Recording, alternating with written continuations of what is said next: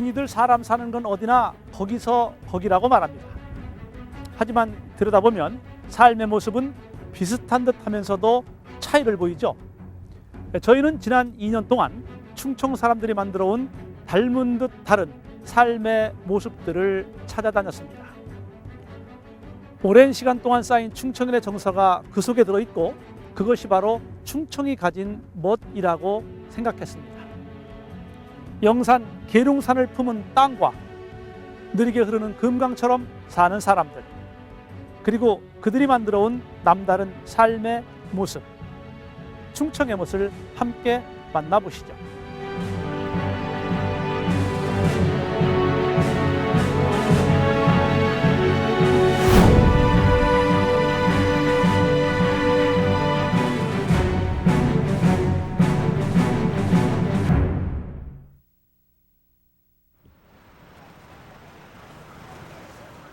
예산 덕산의 5일장.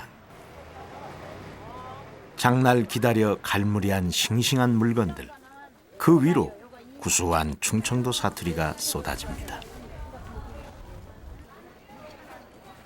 톡 쏘는 경상도 사투리, 질펀한 전라도 사투리에 비하면 좀 심심하게도 들리죠.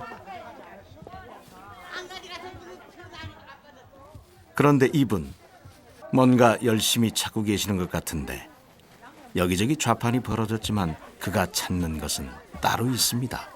바로 말이죠. 전통시장에서 만나는 오래된 정겨움, 그리고 사라져버린 말들도 이곳에 있습니다. 내 삶을 살아가는 것이 아니라 쫓기면서 남의 삶을 쫓아가고 유리한 쪽으로 내 몸을 움직이다 보니까 내 모습, 내 정체성은 없어지고요. 자기 가치관이 약해지고, 그리고 어떤 문화를 향유하는 어떤 그런 고요한 모습들을 잃게 되죠. 땅기요? 예. 오가가 이렇게 이쁘게 연디야? 아이고 집에서 할 새가 있이 이렇게 장에 오니까 여기 와서 장사 없을 때 손님 없을 때 쪼개느라고. 아하, 그러니까 이분 말을 낚는 어부시군. 맛있어요. 누가 주는 게. 돈 주는 거 싫어요. 사실 이분은 특별한 사전을 만든 사람입니다. 충청도 말 중에서도 자신이 나고 자란 고향 예산말을 엮은 사전이죠.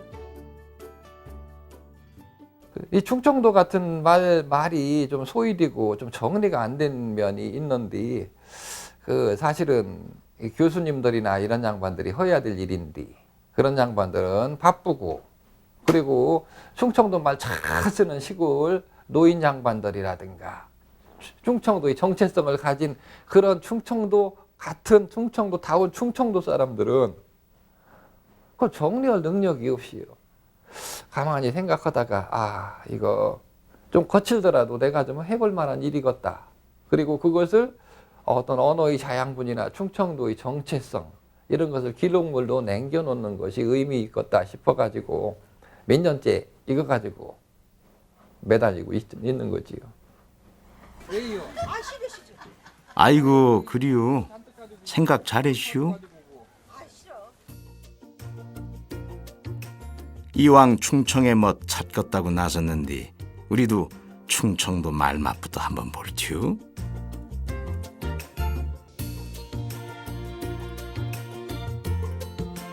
충청도 사투리 하면은 생각나는 이름, 작가 이문구의 고향 마을입니다. 이문구의 소설 관촌수필의 배경이 된 곳이죠. 옛 모습으로 남아난 것이 저토록 귀할 수 있을까라고 작가가 탄식했던 그 자리, 그곳은 다시 이렇게 변했군요. 사철 푸르게 밤마당의 방풍림으로 늘어섰던 들충나무, 갈매기들의 울음소리가 석양노래 가득 떠있던 눈부신 바다. 소설 속 그것들이 모두 여기 어디쯤이겠죠? 이분이 이문구 선생님이시라면서요? 이문구 씨. 산천도 변했지만 사진 속 작가도 이곳엔 없군요. 그때 내 2년 후에 충청도 사투리를 가장 잘 살렸었다는 관촌수필, 한내문화. 어디 사투리뿐인가요? 근데 문구는 이제 평생을 선비 정신으로 산 할아버지와 선한 이웃들. 관천숲이란에는 충청의 정서가 그대로 녹아있죠. 뭐 여기서 운동권으로 그 아마 관천수필은 예문고의 참말로 그 걸작이다. 충청도 사투리는 다 모여 있다. 이렇게 볼 수 있고 또 문장이 아주 나긋나긋하고 아주 그 깊이가 있어서 참 훌륭한 작품이라고 생각해요. 그 뭐 예문고 그 이상 따라갈 수도 없고 내가 생각할 때는 아주 그 충청도 사투리를 참 재밌게 구사했다고 봐요. 오늘 진료 그만하셔. 아니 저는 그 이문구 그 작가님하고 우리 한명분하고 나긋나긋하다. 딱 맞는 표현 같습니다. 서두르지도 않고 끊어질 듯 이어지는 나긋나긋한 말투. 그러면서도 여유와 해학을 듬뿍 담은 말. 어딘지 충청 사람들을 닮지 않았습니까? 말은 곧 삶이라고 하니 당연한 일이겠죠. 머릿속에서 총집합을 하고 마음이 급해졌다. 해 넘어갔는데요. 야 저녁 먹어야지. 골목은 어느 때서나 희장을 내리고 어두워진다. 그건디? 그건디? 그건디?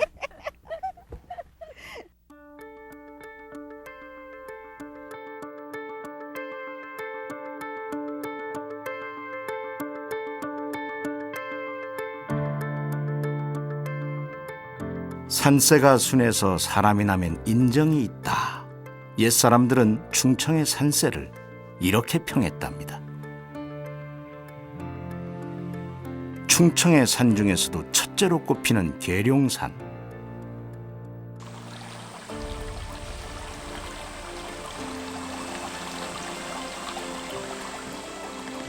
수려한 산세로도 손에 꼽히지만 풍수 지리상으로도 최고 명당이라고들 합니다.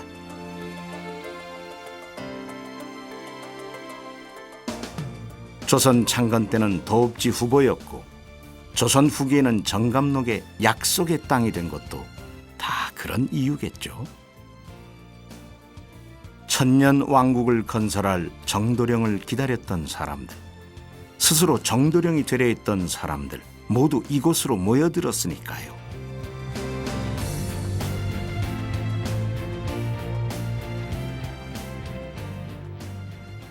나라의 제사 지내는 제사처인 영산인데 지금도 1년에 170만 이상의 관광객이 몰리는 아주 유명한 명산입니다.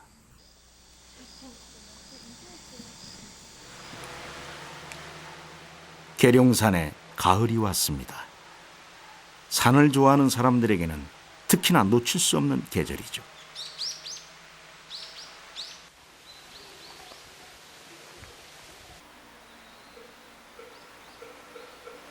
동학사에서 남쪽으로 길을 잡으면 신원사에 이릅니다. 계룡산의 절가운데서는 찾는 사람이 가장 적은 곳이지만 이곳을 그냥 지나칠 수 없는 이유, 조선 말기의 대표적인 건축물이기 때문이죠.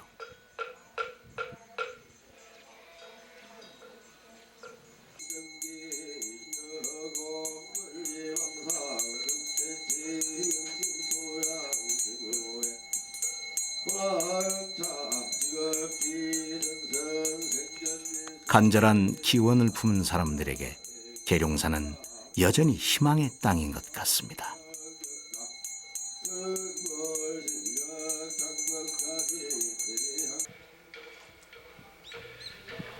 세속의 번뇌를 끊어내려는 곳. 하지만 입시철이다 새해다 속세에 큰일이 있을 때면 깊은 산속 사찰도 함께 분주해집니다.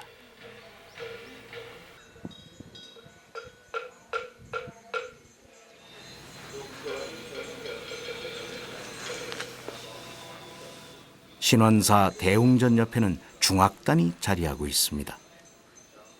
본래 이름은 계룡단으로 일종의 산신각입니다. 산은 오래전부터 사람들에게 신앙의 대상이기도 했으니까요. 유교를 앞세웠던 조선시대에도 산신에 대한 제사는 계속된 것이죠. 하지만 효종 임금 때 미신타파를 이유로 결국 허물게 됩니다. 헐어버린 계룡단을 재건한 사람은 명성황후였습니다. 외왕산에는 상악단, 지리산의 하악단, 저 한반도 제일 중심에 있는 계룡산의 중악단, 상악단, 하악단은 지금 없어졌고 중악단 하나만 남아있어요. 기울어가는 국운과 새로운 천년왕국의 소문으로 어지러웠던 나라, 명성황후가 계룡산 산신에게 구한 것은 무엇이었을까요? 무엇이든 이 땅의 기운이 예사롭지 않다는 것만은 확실해 보이죠.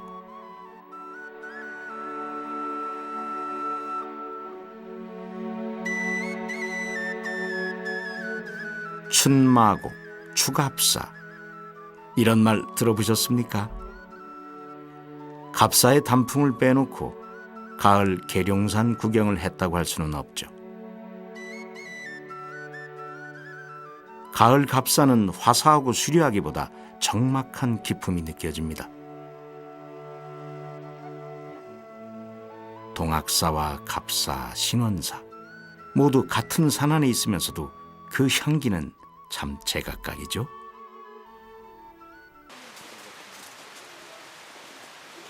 주민들과 호흡을 함께 해온 그런 이제 문화적인 그런 산이다라고 하는 점이 대단히 중요한 특징이고, 그래서 지역의 가장 핵심적인 그런 브랜드다.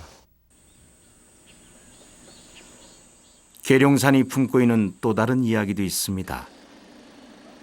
계룡산의 능선을 배경으로 한 이곳은 마을 전체가 하나의 갤러리입니다. 90년대 초 젊은 예술가들이 터를 잡으면서 계룡산 도예촌이 생겼죠. 철화분청사기를 계룡산 분청이라고도 하거든요. 그렇다면 여기는 계룡산 자락이기 때문에 되게 역사적이고 의미 있는 곳이에요.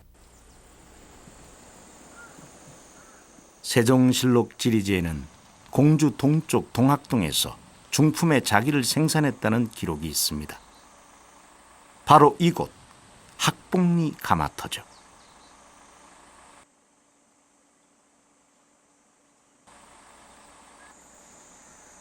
임진왜란 때 일본에 끌려간 일본 도자사의 시조 이삼평의 고향도 이곳입니다.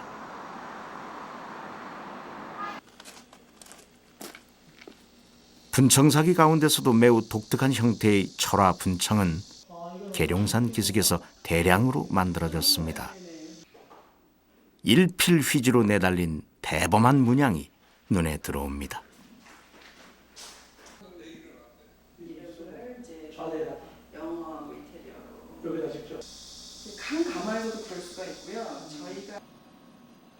초벌구이 위에 백토를 바르고 산화철을 갈아 그림을 그립니다. 주로 쏘가리인데요. 궐어라고도 불리기 때문에 대궐에 들어간다, 즉 입신양명을 뜻한답니다. 이 철화 분청사기 어문병을 프란체스코 교황에게 방한 선물로 전달했다는군요. 기존에 빚어놨던 그릇 중에 그래도 제가 여러 점 그려보고 제일 얼굴이 잘 나온 녀석으로 골라서, 소박하고 자유로워서 서민들에게 사랑받았던 그릇이니 민중의 산인 계룡산과도 잘 어울리는 것 같습니다.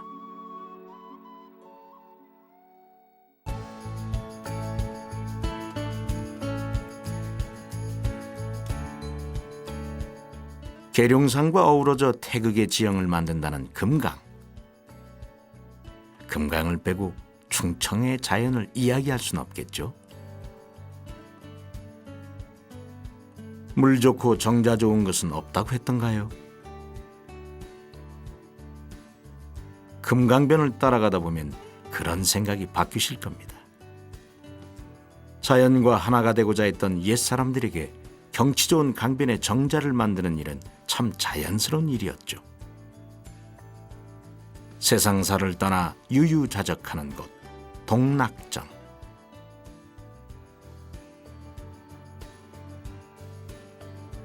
이곳은 조선의 선비 임목이 지었는데요. 두 임금 섬기기를 거부하고 은거했던 아버지를 기리기 위한 것이었습니다.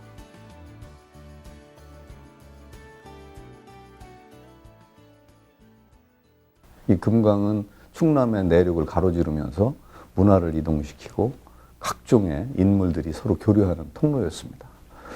특히 이런 그 금강 문화 중에서 상류, 중류, 하류에 가면서 독특한 문화들을 시대별로 이렇게 다르게 양상을 보여주고 있는데, 그것을 보여주는 것이 대표적인 것이 누정이 아닌가 생각이 듭니다. 이 누정은 서원과 함께 조선시대 충남의 양반 문화의 아주 중요한 문화유산입니다. 이 누정을 통해서 이 지역의 여러 인물들이 서로 교류했고 문학과 예술을 발표했고 또 경관이 아름답기 때문에 거기에 따른 다양한 이야기들이 전하는 곳입니다.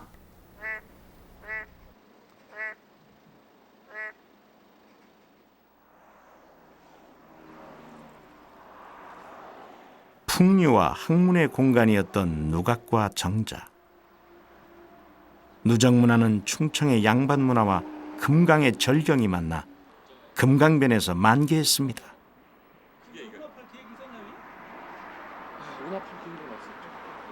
이제는 변해버린 풍경 속에서 홀로 섬처럼 떠있는 정자, 사송정입니다. 택리지를 지은 이중환 선생의 5대조 이상희 선생이 건립한 정자인데요. 다 무너졌던 모양입니다. 이중환 선생의 아버님 이진휴 공이 충청도 관찰소로 왔을 때 다시 중수했는데요. 택리지에 보면 우리 집안의 정자라고 하는 기록이 나옵니다. 그리고 마지막 부분에 발문에 강경에 있는 팔궤정에서 발문을 썼다라고 얘기가 나오거든요. 그런 것으로 미뤄보아서 이중환 선생은 공주에 머물면서 강경을 왕래하면서 택리지를 저수로 했던 것으로 보입니다. 20여 년의 현장 탑사 끝에 완성된 택리지. 지친 몸을 이곳에서 쉬어갔을지도 모르겠습니다. 금강물길을 따라 누각과 정자는 이어집니다. 공산성의 박간문 역할을 했던 공북누처럼 실용적인 목적의 누정도 있죠. 백제 때 만들어진 성이지만 공산성에는 조선왕의 일화가 남아 있습니다. 이괄의 난을 피해 공산성으로 피신했던 인조는 산성 높이 올라가 한양 땅을 향해 서있고는 했답니다. 나무에 기대 이제나 저제나 난이 평정되길 기다리던 곳.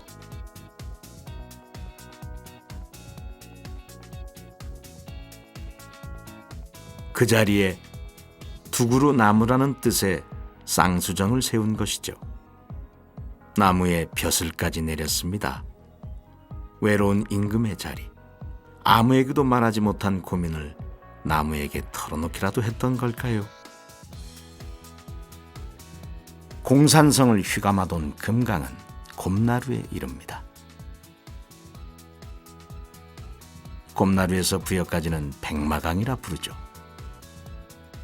그리고 그곳에서 부여의 풍광이 한눈에 보이는 정자, 수북정을 만나게 됩니다. 수북정 아래 나지막한 바위산은 자원대라 불리는데요.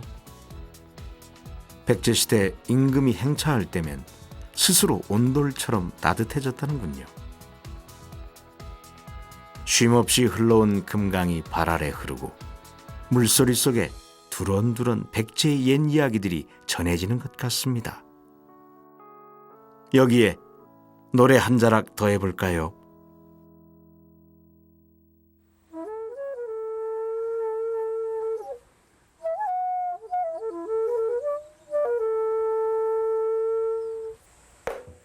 부서선 검은 비에 황성. 좋다.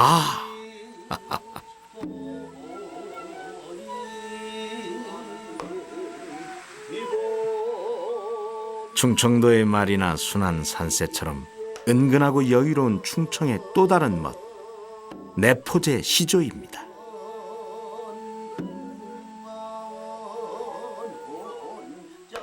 얼핏 봐서는 좀 밋밋한 느낌이 듭니다. 그런데 좀 계속 듣고 좋아하다 보면 상당히 속내가 깊고, 충청도 사람 성격처럼 속내가 깊고 그리고 쉽게 변하지 않고 그런 든든한 그런 아주 아름다운 미학을 갖고 있는 것이 충청도 네포째 시조의 특징이라고 할 수 있죠. 곱씹을수록 맛이 나는 질리지 않은 미학. 이것이야말로 충청이 가진 멋을 압축하는 말이겠죠. 백제의 왕도 부여. 이곳에 오면 꼭 들러야 할 곳이 있습니다.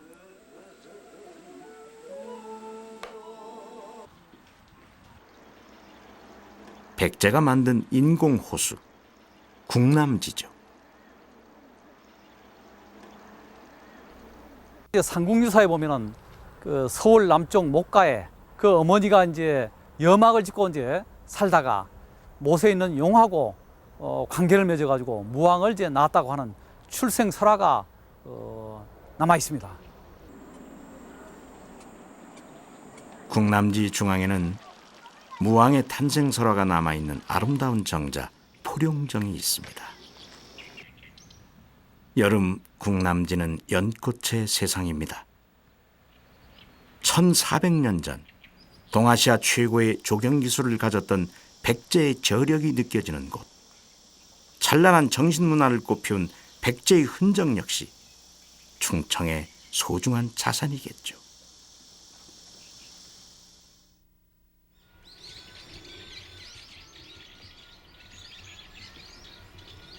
쉼없이 흘러온 금강이 마침내 찾은 안식처 서해. 그 바닷가에 아름다운 숲이 하나 있습니다. 충남 태안의 천리포 수목원입니다.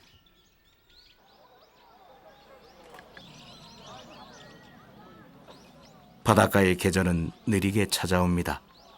충청도 사람을 닮은 걸까요?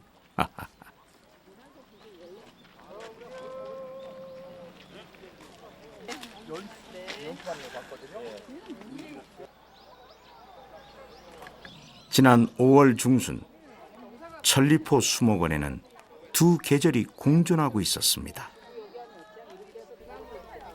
이곳은 다른 지역에 비해서 2, 3도 기온이 낮아서요. 지금 이 계절에 아름다운 봄꽃들, 목련이라든지 이런 거 보실 수 있으시고요. 그와 함께 실록도 함께 즐기실 수 있으십니다. 국내에서 처음으로 만들어진 민간 수목원인 이곳에는 14,000여 종의 식물이 자라고 있습니다. 이 거대한 천리포 숲의 시작은 한 그루의 목련나무였습니다. 해풍을 온몸으로 맞아야 하는 바닷가 마을의 수목원에서 홀로 꿋꿋하게 잘 자라준 것이 목련이었다는군요.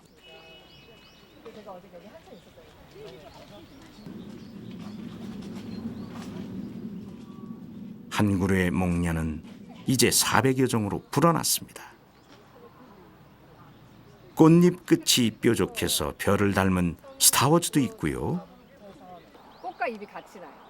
일반적인 우리 목련은 꽃이 먼저 연노랑빛 수줍은 소녀처럼 옷깃을 여민 골든걸도 있습니다. 사람들이 많이 오고 꽃이 이렇게 펴 있는데 진짜 이 꽃송이 한번 다 주면 세 발 소담하다. 천리포 수목원의 또 하나의 명물, 미국인들이 가장 사랑한다는 벚꽃 간잔도 봄을 알립니다. 척박한 모래땅을 거대한 꽃과 나무의 낙원으로 만든 이는 바로 이 사람, 파란 눈의 한국인 민병갈 박사입니다. 자신의 무덤자리조차 아끼려고 죽어서도 이렇게 나무 아래 누웠습니다. 개구리 소리를 사랑해서 다음 생엔 개구리가 되고 싶어 했다니 참 특별한 분이죠. 되게 순해 보이고 하다가 세상에서 가장 아름다운 수목원. 꽃과 나무의 생애를 걸었던 한 사람의 삶이 있어 더 아름다운 곳이겠죠.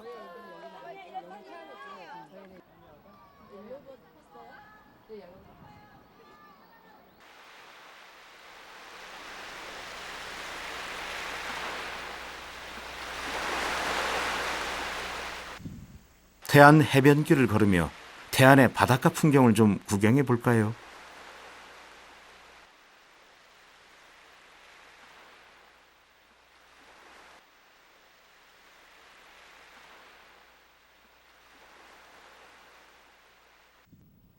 태안의 남쪽 끝부터 북쪽 끝까지 구불구불 이어지는 100km의 태안 해변길. 그 중에서도 태백길은 지난 2007년 기름 유출 사고 때 전국에서 온 120만 명의 자원봉사자들이 지나던 그 방제로였습니다. 명품 생태 탐방로로 거듭난 것이죠. 상처와 치유의 기억이 모두 이 길 위에 있군요.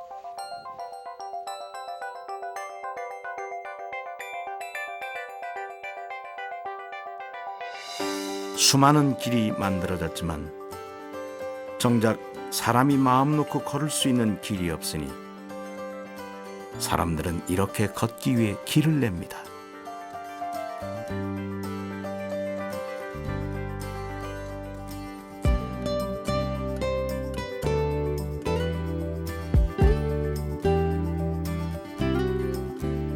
아름다운 해안선을 자랑하는 태안반도의 북서쪽으로 가면 모래 언덕을 만나게 됩니다.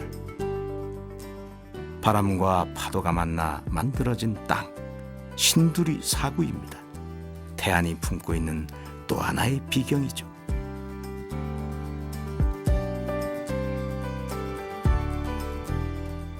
국내에 있는 해안 사구 가운데 가장 규모가 큰 곳인데요. 천연기념물로 지정돼 있습니다. 15,000년의 시간이 켜켜이 쌓인 사구는 단순한 볼거리 이상의 의미가 있습니다. 바다와 접한 땅과 농경지를 보호하는 완충지대 역할을 하는 것이죠.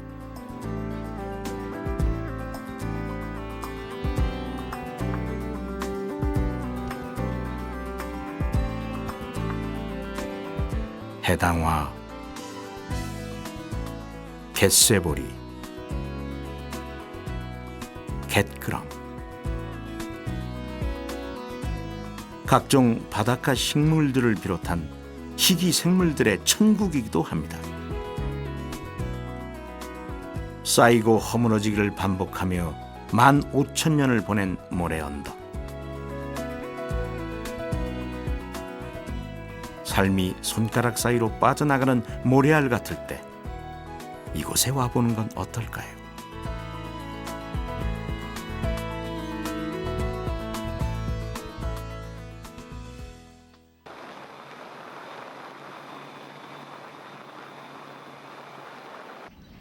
여행이란 모름지기, 그 땅에 사는 사람들의 이야기가 들어가야 완성되는 것이겠죠.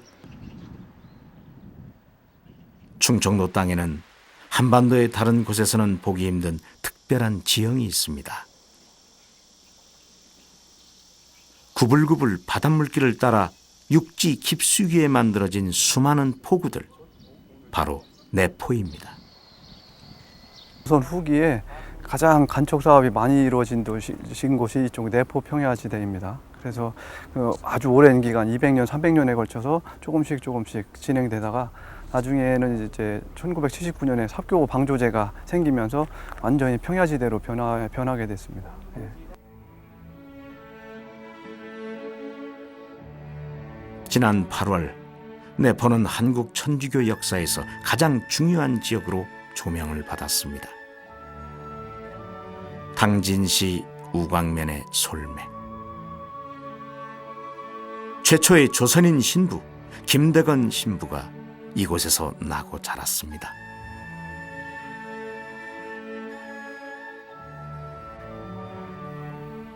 한 분의 순교자들이 이곳에서 태어났고 사시다가 순교를 하셨죠. 김대건 신부님은 이곳에서 태어나서 7살 때 이곳을 떠나게 됩니다. 조선의 천주교는 새로운 조선을 꿈꿨던 사람들의 종교였습니다.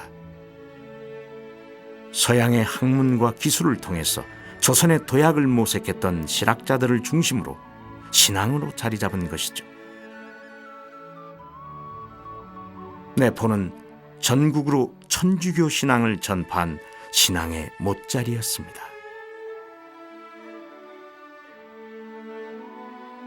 부유한 양민들이 먼저 함께 나누고 선행을 실천하면서 내포의 하층민에게도 폭넓게 천주교가 전파됩니다. 많은 희생도 뒤따랐죠.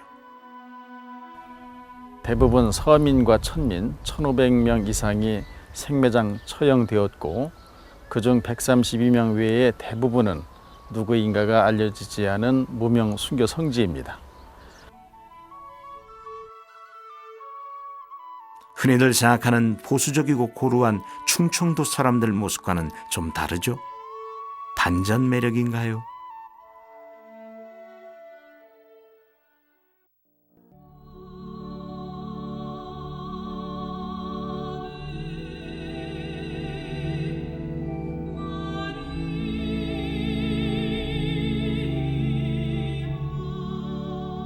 내포의 순교사는 음악이 되기도 했습니다. 군호의 아베 마리아, 귀에 익은 음악이죠.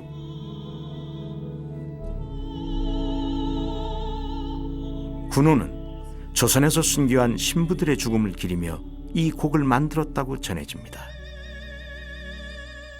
나가서 목숨을 바칠 만큼 훌륭한 인물들이 있다는 것을 굉장히 사람들이 흠모했고 또 굉장히 스스로를 긍지 있게 생각했습니다. 그런 과정에서 파리방전교회 그 성가대 지휘자였던 군호가 아베 마리아를 작곡하게 됩니다. 순교의 역사였던 한국 천주교회사. 그것은 한편으로 변화를 이끌어내는 충청의 잠재력을 보여준 역사일 겁니다. 서학이라는 새로운 학문 내지는 새로운 문물로서 인식되었었던 천주교회가 백기를 통하여 내포로 유입되면서 내포 지역이 본래 갖고 있었던 다양성과 융합되면서 백성들에게 급속하게 확산되는 과정을 거쳤던 것으로 보입니다.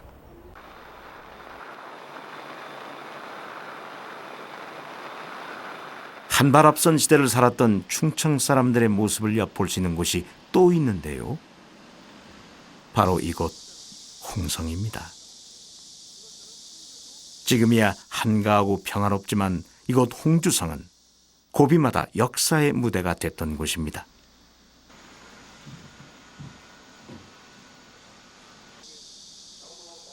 동학 농민전쟁 당시 농민군 3만여 명이 이곳에서 사투를 벌였고 을사조약이 체결됐을 때도 의병과 일본군의 치열한 전투가 있었죠.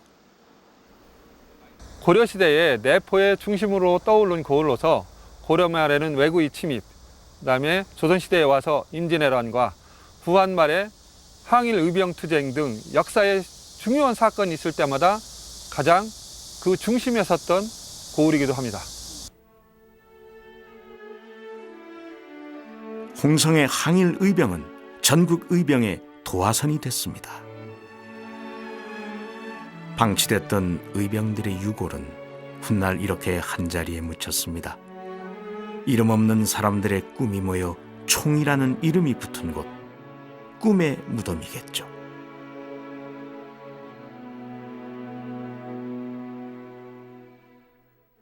내포에서는 인물 자랑하지 말라는 얘기 들어보셨나요?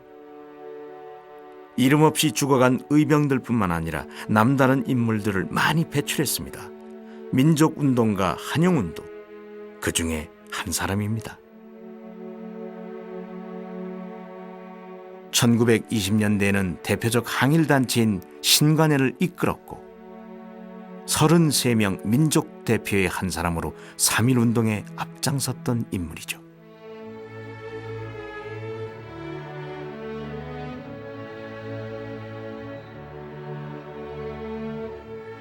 매헌 윤봉길도 내포의 인물입니다.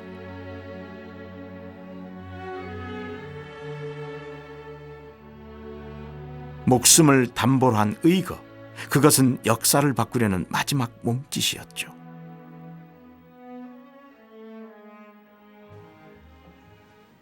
(1932년 4월) 윤 의사의 홍구공원 의거 이후 기울어가던 임시정부는 새로운 전환점을 맞습니다.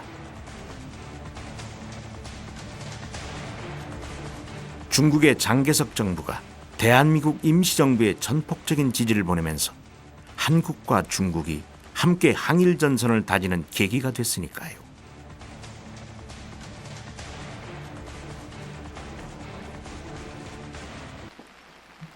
그의 다짐처럼 살아서 다시 이 집에 돌아오지 못했군요.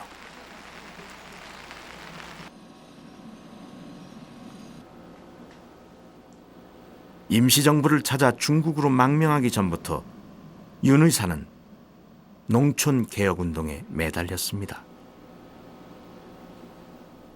농촌운동의 윤 의사가 우리나라의 태도라고 나는 생각합니다. 이광서의 흙이 33년에 나오고 심은의 상록수가 35년에 나옵니다. 그런데 윤봉길 의사는 이미 1927년 8년에 농민 독본을 편저하셔가지고 1930년 만주로 망명하기 전까지 윤 의사가 살았던 집에는 여전히 그의 흔적들이 남아 있습니다. 이곳에서 그는 영원히 늙지 않는 25 청년이군요. 항일 독립운동사의 중요 인물들 가운데는 유난히 충청의 인물들이 많습니다.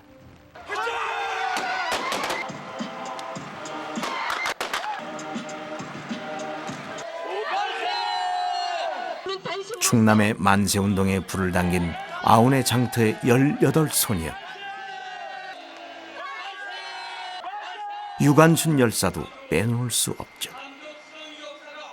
3천여 명이 참여했던 아운의 독립 만세운동은 충청을 통틀어 가장 큰 규모였습니다.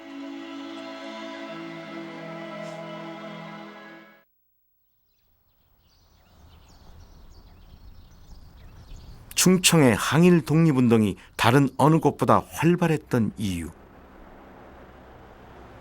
그것은 충청의 선비정신에서 비롯된 것이었습니다. 예학으로 조선을 다시 일으키려 했던 김장생과 그로부터 이어지는 기호 유학. 그들을 이끌었던 것은 좋은 세상을 만들기 위해 배우고 배우면 실천해야 한다는 믿음이었으니까요. 우리 기호유학, 우리 충청유학은 한때는 예학으로 또 한편으로는 의리로, 특히 우리가 한말에는 일제에 맞서서 또 서양 세력에 맞서서 의리를 용감하게 보여준 자랑스러운 그런 전통을 가지고 있습니다. 충청의 선비 문화를 이야기하면서 우암을 그냥 지나칠 수는 없겠죠. 사후 300년이 더 지났지만 여전히 세상의 평가가 엇갈리는 우암 송시열. 하지만 우암은 정치가 이기 전에 당대 최고의 학자였습니다. 대전에 있는 은진송 씨의 중시조라고 할 수 있는 분이에요. 쌍청나무. 그러면은 여기는 의리가 존중되고 예의가 넘치는 아름다운 세상을 꿈꿨던 유학자였죠.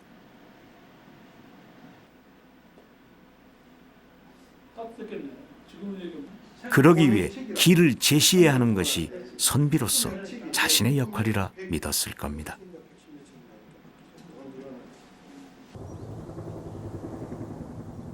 길을 고민하는 사람들은 스스로 새 길이 되기도 합니다. 우암의 제자였던 명제 윤증.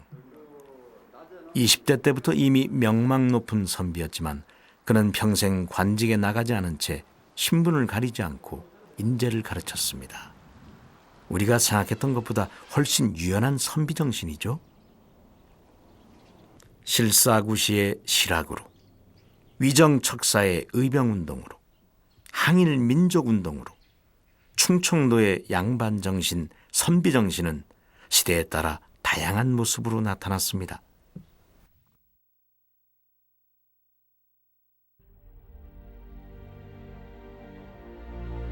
충청의 산과 내를 돌아 충청의 사람들을 만나면서 우리가 본 것은 양반의 고장이란 말 속에 숨은 오해였습니다. 체면과 격식에만 매달리는 양반의 모습이 아니라 전통적 질서에 대한 의지와 새로운 것에 대한 열린 사고, 충청의 진짜 양반 정신은 그 조화 속에 들어있었으니까요.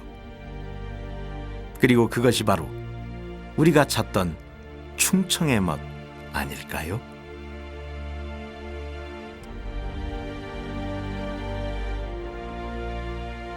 지난 2년여 시간 동안 저희가 충청의 멋을 통해 찾고자 했던 것은 충청인의 밑바탕에 흐르는 진짜 모습, 바로 정체성이었습니다.